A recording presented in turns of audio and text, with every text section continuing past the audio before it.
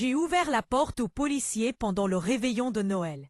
Ma belle-fille Céline est devenue blanche comme un linge. Mon fils Thomas a baissé les yeux. « Bonsoir messieurs, entrez s'il vous plaît. J'ai quelque chose d'important à vous montrer. Mais laissez-moi vous raconter comment nous en sommes arrivés là. Car cette histoire a commencé il y a 3 ans. Quand j'étais encore une idiote qui croyait que la famille tassait avant tout. Je m'appelle Isabelle Moreau, 54 ans. Et jusqu'à récemment, je pensais être une femme chanceuse. Je vivais dans un bel appartement à Lyon avec mon fils Thomas, 30 ans, et sa femme Céline, 28 ans. Après être devenue veuve il y a 5 ans, ils ont insisté pour que j'emménage avec eux. « Maman, tu ne peux pas vivre seule, disait-il. Nous avons besoin de toi ici. » Quelle naïve j'ai été de les croire. Mon mari Philippe m'avait laissé un héritage considérable, l'appartement, des économies et une assurance vie qui totalisait presque 2 millions d'euros. C'était suffisant pour vivre confortablement et aider ma famille quand c'était nécessaire. Le problème, c'est que nécessaire est devenu constant. Le premier signe est arrivé 8 mois après avoir emménagé. Thomas s'est approché nerveusement un après-midi d'avril. « Maman, nous avons une situation. Mon cabinet de conseil a des problèmes de trésorerie. Nous avons juste besoin de 60 000 euros pour 3 mois. » Comme toute mère, j'ai accepté. Les chèques se sont étendus bien au-delà de 3 mois. En juillet, Céline avait besoin d'argent pour des formations. 40 000 euros. En septembre, des problèmes avec la voiture. 25 000 de plus. En novembre, une opportunité d'investissement unique. 50 000 autres. En janvier de cette année, j'avais déjà prêté 175 000 euros qui s'étaient apparemment évaporés. Ce qui m'a vraiment ouvert les yeux, s'est passé en février. C'était dimanche matin. Je préparais du café quand j'ai entendu Thomas et Céline parler dans leur chambre. Leur voix arrivait clairement par la ventilation. « Quand penses-tu que la vieille va crever ?» a demandé Céline avec désinvolture. « Céline, ne dis pas ces choses. Pourquoi pas? Elle a 54 ans. Elle peut vivre encore 30 ans. Nous ne pouvons pas attendre aussi longtemps. Que suggères-tu? Que nous trouvions des moyens d'accélérer les choses? Ou au moins nous assurer que quand le moment viendra, tout soit légalement arrangé. » Je suis restée glacée près de la cafetière. Ma propre belle-fille parlait de ma mort comme d'un inconvénient financier. Cette conversation a tout changé. Je suis montée silencieusement dans ma chambre et pour la première fois en moi, j'ai fermé la porte à clé. Une chose était sûre. Isabelle Moreau n'allait pas rester assise à attendre que sa propre famille planifie sa mort. En mars, j'ai décidé d'examiner mes finances seule. J'ai dit à Thomas que j'avais un rendez-vous médical et à la place, je suis allée à la banque. Antoine Dubois, mon conseiller, m'a reçue avec surprise. « Madame Moreau, cela fait des mois que je ne vous ai pas vue sans Monsieur Thomas. » « C'est justement pour ça que je viens, Antoine. J'ai besoin de vérifier tous mes mouvements financiers sans l'aide de personne. Ce que j'ai découvert était pire que ce que j'imaginais. En plus des prêts, il y avait de petits retraits réguliers que je ne reconnaissais pas. 500 euros ici, 1000 là, toujours les vendredis, tant j'étais à mon cours d'aquagym. Antoine, ces retraits, je ne les ai pas autorisés. Tous ont été faits avec votre carte et votre code. Je me suis alors souvenu que Thomas m'avait aidé à mémoriser mon nouveau code après la mort de Philippe. Pour les urgences, maman. Et moi, confiante, je le lui avais donné. Combien totalisent ces petits retraits? Au cours de la dernière année, environ 42 000 euros. 42 000 euros volés à mon insu. Ajoutés aux 175 000 des prêts, ça faisait déjà 217 000 euros. J'ai changé tous mes codes, annulé les cartes supplémentaires, ouvert un nouveau compte dans une autre banque. Quand je suis rentrée à la maison, Thomas m'attendait dans la cuisine avec un sourire qui me semblait maintenant sinistre. « Comment s'est passé le rendez-vous chez le médecin, maman ?»« Bien, mon fils, tout est normal pour mon âge. »« Tu es sûr? Tu as l'air un peu perturbé. » C'était incroyable comme il avait perfectionné l'art de paraître inquiet, quand en réalité, il sondait pour obtenir des informations. Cette nuit-là, j'ai décidé que s'il voulait jouer à voler et manipuler, je pouvais jouer aussi. Seulement, j'allais être meilleure. J'ai engagé un détective privé Laurent Mercier. 3 semaines plus tard, il avait un dossier épais. Votre fils et votre belle-fille ont accumulé des dettes importantes qu'ils cachent soigneusement.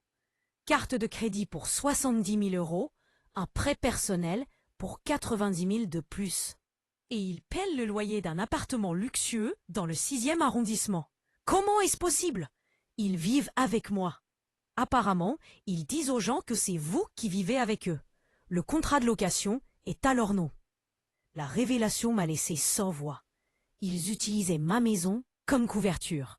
Il y a plus. Marc Renaud n'est pas juste un ami. C'est un conseiller financier spécialisé dans les cas de tutelle légale et la gestion de patrimoine de personnes déclarées incapables. Le puzzle commençait à s'assembler. Ce n'était pas une coïncidence que Marc apparaisse en parlant de procuration et de problèmes de mémoire. Préparez-vous pour une bataille, madame. Ce que je vois ici est une conspiration pour obtenir le contrôle de votre patrimoine.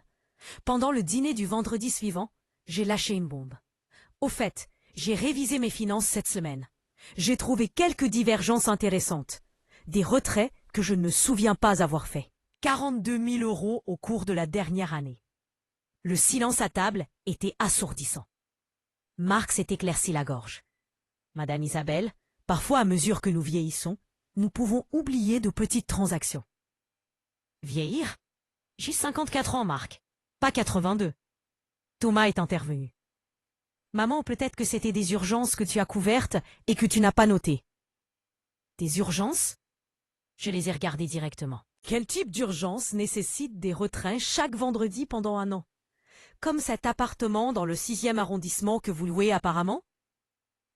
Les visages de Thomas et Céline se sont complètement décomposés. Marc s'est levé. Je pense qu'il vaut mieux que je me retire. Ceci semble être une affaire de famille. Assieds-toi, Marc. Ceci t'inclut aussi. Tu es conseiller financier spécialisé dans les cas de tutelle légale. Tu croyais que je n'allais pas enquêter sur pourquoi tu es apparu soudainement dans ma maison? Je me suis levé. Vous avez 2 options. Option 1, vous me rendez chaque euro que vous m'avez volé dans 45 jours et vous quittez mon appartement pour toujours. Option 2, porte plainte au pénal pour fraude, vol et conspiration. Marc a pratiquement couru vers la porte, Céline l'a suivi. Thomas est resté assis, la tête entre les mains. Maman, je suis désolé. Tout est devenu incontrôlable. Tout est devenu incontrôlable, ou tout s'est passé exactement comme vous l'aviez planifié. Vous avez 45 jours. Je ne négocie pas. Les 45 jours suivants ont été une guerre silencieuse. Thomas et Céline alternaient entre froideur et tentative de manipulation. Maman, tu détruis ta famille pour de l'argent. Vous avez détruit cette famille quand vous avez décidé de me voler. Céline pleurait lors de conversations téléphoniques, assez fortes pour que je les entende. Oui, maman, Isabelle nous jette dehors. Elle agit très étrangement ces derniers temps. Au jour 30, la mère de Céline, Sophie, est venue me voir. Isabelle, Céline me dit qu'il y a eu quelques malentendus à propos d'argent. Malentendus? C'est comme ça que tu appelles le vol de 217 000 euros? Je lui ai montré toutes les preuves. Son expression a changé de confusion à choc. Ta fille ne t'a pas dit qu'il vivait une double vie avec mon argent. Maman, elle m'a dit qu'ils vivaient avec toi parce qu'ils économisaient pour acheter une maison. Ils économisent, mais c'est mon argent qu'ils mettent de côté. Au jour 45, ils n'avaient réuni que 130 000 euros. Maman, c'est tout ce que nous avons pu réunir. Fin. Pouvons-nous faire un plan de paiement pour le reste? Un plan de paiement, comme si tu étais mon client, au lieu du voleur qui m'a volé? Que veux-tu que nous fassions? Que nous vendions tout ce que nous avons? Tout ce que vous avez, Thomas, vous l'avez acheté avec mon argent. Ce soir-là, j'ai pris une décision. Le lendemain, je rendrai visite à un avocat pour formaliser les accusations criminelles. Mais quand je suis rentré chez moi, j'ai découvert qu'ils étaient partis. Leur chambre était pratiquement vide. Sur le bureau, j'ai trouvé des papiers qui m'ont glacé le sang. Un devis d'un avocat spécialisé en défense pour incompétence mentale. Une copie d'un formulaire de demande d'évaluation psychiatrique forcée. et une liste écrite de la main de Céline. Symptômes à documenter. Perte de mémoire, paranoïa, comportement erratique, accusations infondées contre la famille, décision financière irrationnelle. Les 20, Marc dit qu'avec 4 mois de documentation, nous pouvons obtenir la tutelle. Après, tout sera à nous.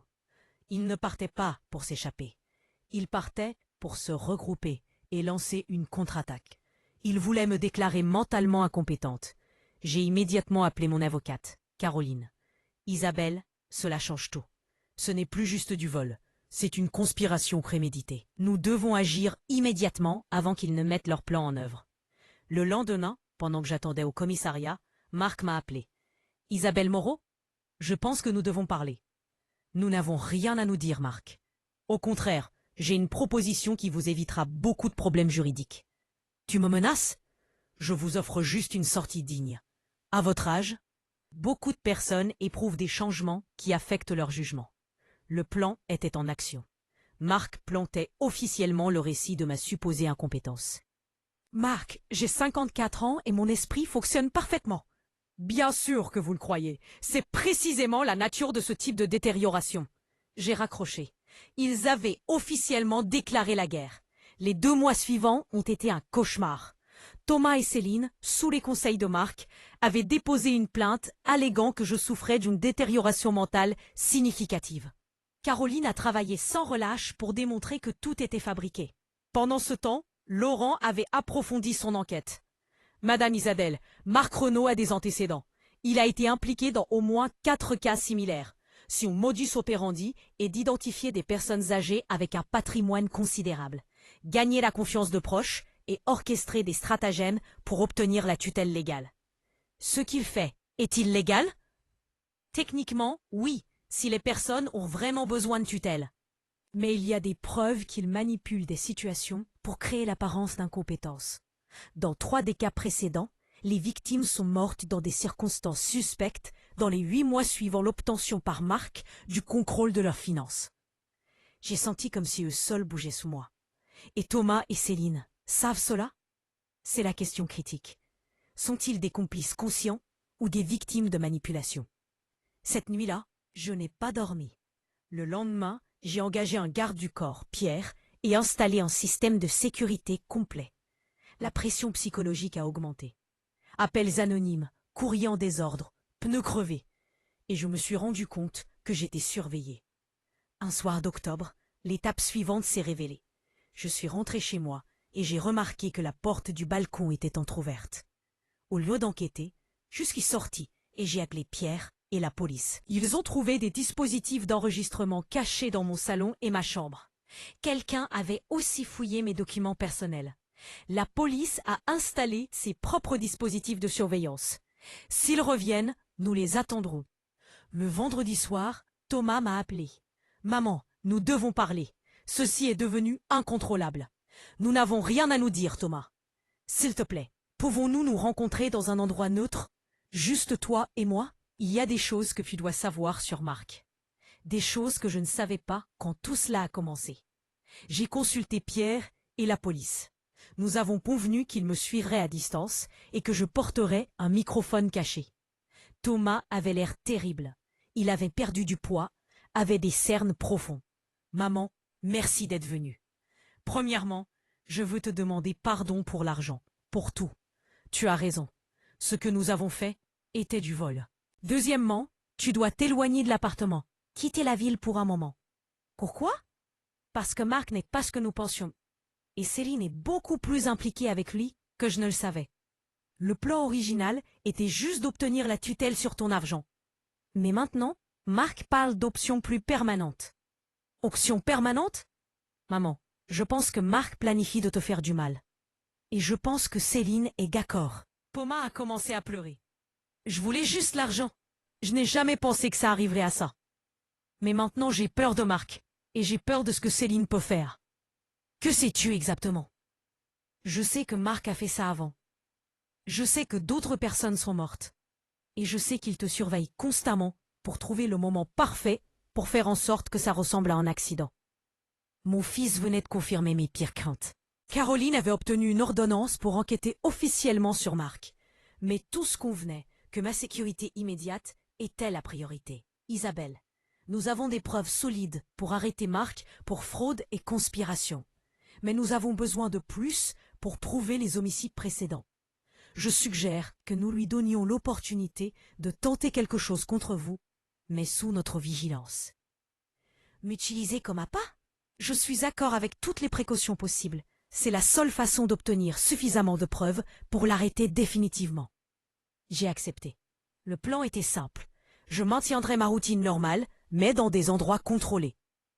4 jours plus tard, pendant que j'étais à mon cours de peinture, Pierre m'a alerté. « Isabelle, il y a du mouvement dans votre appartement. 2 personnes viennent d'entrer par la porte du balcon. Marc Renaud et Céline. » 25 minutes plus tard, ils ne volent rien. Ils installent quelque chose dans votre chambre.